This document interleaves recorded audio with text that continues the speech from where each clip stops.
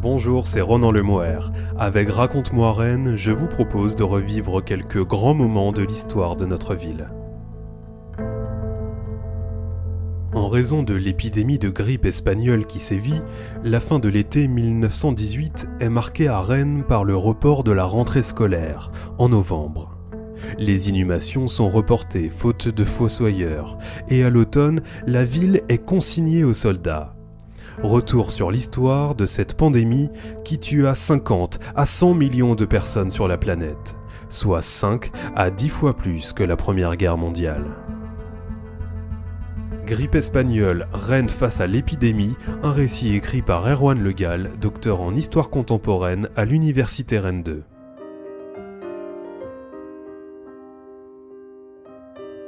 Brillant étudiant en médecine, Claude Ramée est appelé à la défense de la nation en armes au printemps 1916. Tout juste âgé de 20 ans, il est l'un des grands espoirs de la section athlétisme du Stade Rennais Université Club et est affecté dans un bataillon de chasseurs à pied, ces troupes de couverture censées incarner la capacité de projection des armées en terrain adverse. Alors que la bataille de Verdun vient tout juste de débuter et que le front s'enlise dans les tranchées depuis l'automne 1914, une telle affectation n'est pas sans ironie et relève pour une large part du vœu pieux. Mais au printemps 1918, quand les troupes allemandes parviennent à percer le front et à réenclencher la guerre de mouvement, Claude Ramée est fait prisonnier dans la Somme.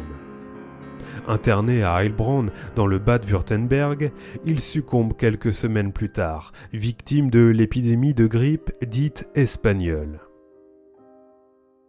Tragique, ce destin nous interpelle encore plus en cette période de confinement imposée par le Covid-19. La grippe espagnole doit son nom, qui est par ailleurs inventé par des journaux français et britanniques, à l'absence de censure militaire en Espagne et aux nombreux articles traitant de la santé du roi Alphonse XIII, lui aussi touché par le virus. Il s'agit donc plus de la maladie dont on parle alors dans la péninsule ibérique que d'une affection proprement espagnole. Cette grippe frappe en effet partout et tout le monde, y compris des sportifs en pleine force de l'âge, comme Claude Ramée. La liste des célébrités et autres grands de ce monde atteints par la maladie est en effet impressionnante. Si le président américain Woodrow Wilson, le ministre français des Affaires étrangères Stéphane Pichon ou le président du Conseil Georges Clemenceau sont touchés sans gravité, d'autres n'ont pas cette chance, et y laissent leur vie. Tel est le cas d'Edmond Rostand, le célèbre auteur de Cyrano de Bergerac, mais aussi de l'écrivain et critique d'art Paul Adam, du poète Guillaume Apollinaire, du sculpteur et ancien élève de l'école des beaux-arts de Rennes Charles Trochu, du président brésilien Francisco Rodrigues Alves, décédé le 16 janvier 1919, ou encore du diplomate britannique Mark Sykes. Certains destins sont particulièrement tragiques. Ancien élève de l'école de Rome et de l'école des Chartes, archiviste paléographe et député du Nord, Claude Cochin est mobilisé dès les tout premiers jours d'août 1914 et survit à une attaque au gaz qui lui vaut la Croix de guerre. Mais le 31 décembre 1918, il rend les armes face à la grippe. 2 mois plus tôt, à Vienne, c'est le peintre autrichien Egon Schiele qui succombe au virus, 3 jours après sa femme, enceinte de 6 mois. À Dinan, dans les Côtes du Nord, un contremaître décède de la grippe et laisse derrière lui une famille dévastée, sa femme enceinte ainsi que 9 enfants. La mort est d'autant plus cruelle qu'à chaque fois, les symptômes sont d'une rare violence. C'est sans doute le peintre expressionniste norvégien Edvard Munch, atteint en 1919 à l'âge de 56 ans, qui permet le mieux de se rendre compte de la souffrance des malades. Dans un autoportrait tourmenté, il se représente livide et d'un coup de pinceau qui, à lui seul, semble dire les hallucinations causées par la fièvre. Il est très difficile de retracer le cheminement du virus. Ses origines aviaires et asiatiques ne font à peu près plus aucun doute, mais pour le reste, il convient de rester prudent. La maladie est d'abord détectée aux États-Unis au printemps 1918. En France, les premiers cas sont signalés en avril 1918, dans un camp militaire situé à Villers-sur-Coudain, dans l'Oise. Mais la grippe sévit en plusieurs vagues. Une première de mai à juillet 1918, une deuxième d'octobre à décembre 1918, une troisième au printemps 1919, puis des répliques jusqu'en 1921.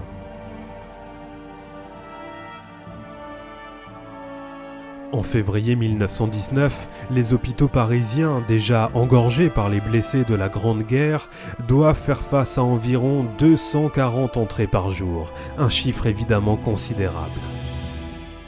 Aux îles Samoa, dans l'océan Pacifique, la grippe éradique près d'un quart de la population, un taux de mortalité que seule la grande épidémie de peste noire de 1347-1348 surpasse.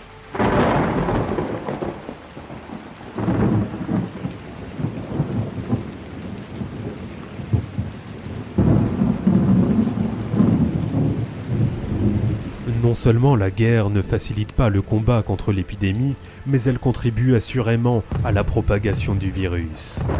Les armées sont en effet d'immenses concentrations de milliers d'individus qui, de surcroît, se déplacent à l'image du corps expéditionnaire américain qui traverse l'Atlantique pour venir combattre en France. On comprend dès lors sans peine qu'il y a là un terrain particulièrement propice à la contamination. Certaines unités sont ainsi touchées à hauteur de 75% des effectifs. Les contemporains en sont d'ailleurs conscients et, à la fin du mois d'octobre 1918, Rennes est consignée aux soldats, ce qui signifie qu'aucun poilu ne peut plus entrer dans aucune des nombreuses casernes de la ville. Pourtant, nous le verrons, la situation est loin de ressembler au confinement que nous connaissons aujourd'hui. Au final, le bilan planétaire de l'épidémie reste particulièrement difficile à estimer. Les archives sont non seulement lacunaires, mais il est toujours délicat pour un historien de se livrer à l'exercice du diagnostic rétrospectif. La traçabilité de la maladie est ainsi impossible à établir. Les actes de décès n'indiquent pas les causes de la mort, et en bien des pays, les registres ne sont pas tenus aussi scrupuleusement qu'en France. En Inde et en Chine, les archives sont ainsi très largement défaillantes. Or, il s'agit là des deux pays les plus peuplés au monde, ce qui, bien entendu, est de nature à fausser les statistiques. On comprend dès lors mieux pourquoi les estimations oscillent aujourd'hui entre 50 et 100 millions de morts, dont 240 000 pour la France, quand la Première Guerre mondiale n'en cause que 9,5 millions. Au total, de 1,3 à 1,5 milliard de personnes auraient été malades. Des chiffres proprement hallucinants dont il est bien difficile, un siècle après les faits, de prendre la mesure. Toujours est-il qu'il est aussi périlleux en Asie qu'à Rennes d'établir un bilan de l'épidémie. On sait par exemple qu'en octobre 1918, la ville recense 459 décès pour 122 naissances et 71 mariages. Si ces chiffres témoignent d'un réel déficit démographique, il est toutefois impossible de déterminer la part de la grippe dans cet état de fait. Tout juste pouvons-nous reprendre les mots de l'Ouest Éclair, l'ancêtre du quotidien Ouest France, qui, dans son édition du 13 septembre 1918, explique « La grippe, hélas, n'épargne personne. Dans tous les milieux, dans toutes les classes, dans toutes les professions, elle fait des victimes. »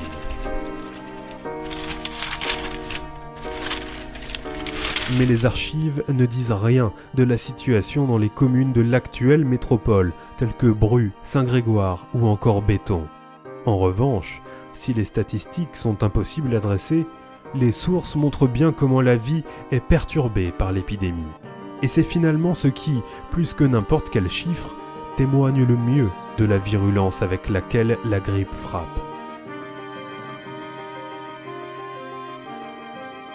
Dès la fin de l'été 1918, la distribution du courrier est perturbée, faute de facteurs valides.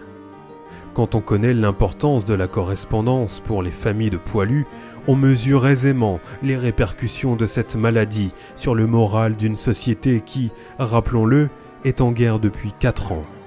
Les enfants auront pu se consoler en apprenant l'allongement exceptionnel des grandes vacances.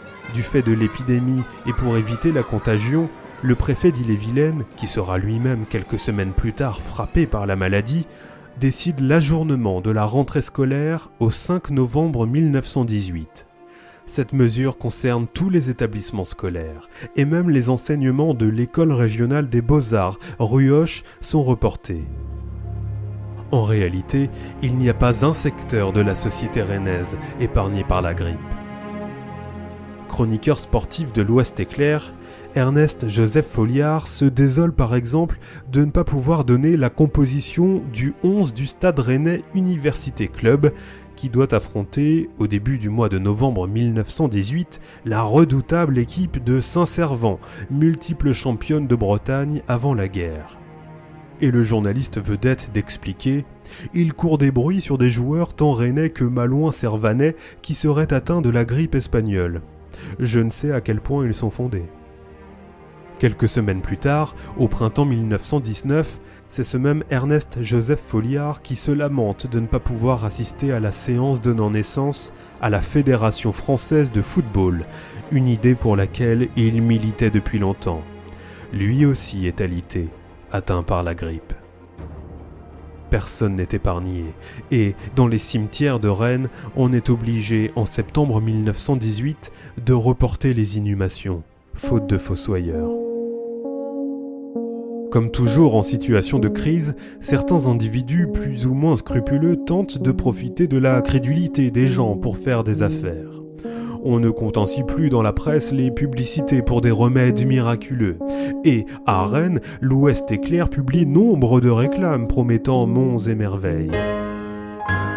Ainsi, cette publicité qui affirme que la grippe espagnole est enrayée par les soins de propreté dont s'entourent les ménagères avisées, en n'employant que le savon marqué « Le pliant garanti » qui blanchit le linge incomparablement.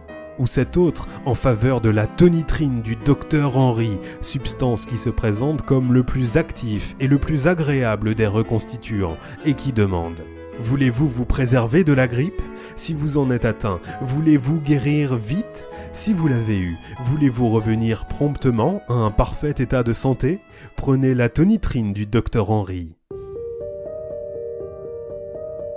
Un autre de ces soi-disant remèdes est assurément la frontière, étant entendu que le virus est nécessairement étranger. Ne dit-on pas d'ailleurs de cette grippe qu'elle est espagnole ? L'Espagne, ce pays neutre, est donc nécessairement suspect, alors que les poilus meurent par milliers dans les tranchées pour le triomphe du droit et de la civilisation face à la barbarie boche. Un péril qui, justement, ne supporte pas l'idée de neutralité. Il est indéniable que l'épidémie favorise l'expression de la xénophobie, et c'est d'ailleurs ce dont s'émeut un parlementaire à propos des réfugiés qui, fuyant l'avancée allemande du printemps 1918, se voient non seulement traités de Boches du Nord, mais sont accusés d'apporter avec eux la grippe. En cas de crise, le repli sur soi et la préservation des intérêts particuliers font toujours rage.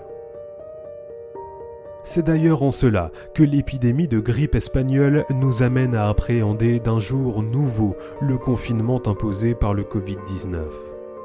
En 1918, rien n'entrave la marche de la guerre, pas même la maladie. Un conflit que, rappelons-le, la France mène au rythme effarant de 900 morts par jour depuis 1914, cadence manifestement insuffisante pour parvenir à faire taire les armes.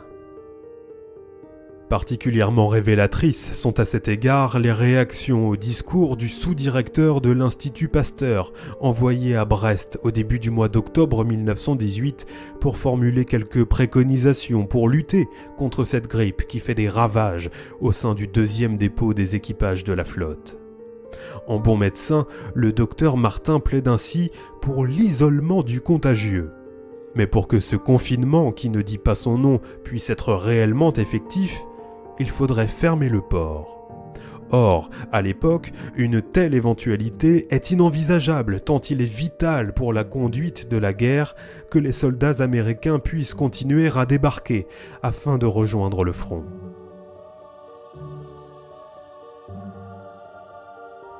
Aujourd'hui, l'importance accordée à la vie est telle que les autorités prennent toutes les mesures qui s'imposent, quitte à faire planer de graves menaces sur l'économie. Pour le dire autrement, nous n'acceptons plus la mort. Un progrès dont on ne peut que se réjouir.